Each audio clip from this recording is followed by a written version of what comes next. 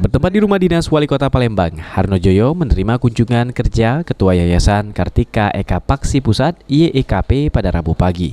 Dalam kunjungan tersebut, pemerintah Kota Palembang akan mendorong industri perhotelan lebih optimal dalam mengelola aset hotel dimiliki.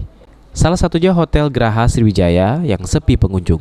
Ketua Yayasan Kartika Eka Paksi Pusat Letjen TNI Purnawirawan Tatang Sulaiman mengatakan, dengan adanya kerjasama antara YKEP dengan pemerintah, Hotel Graha Sriwijaya diharapkan bisa jaya kembali dan bangkit.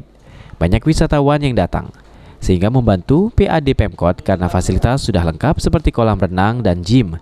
Namun selama ini pengelolanya kurang maksimal. Sebenarnya udah beroperasi, cuman tadi belum begitu maksimal.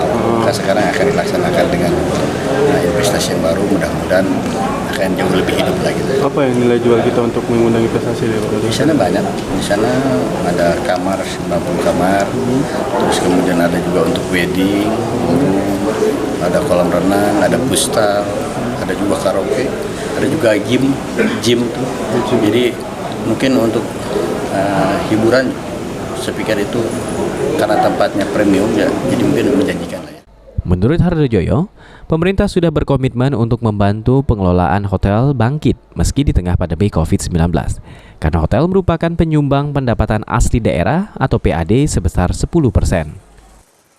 Terkait dengan ingin memaksimalkan operasional Hotel Sriwijaya yang selama ini permasalahan internal sempat tidak sepenuhnya beroperasional.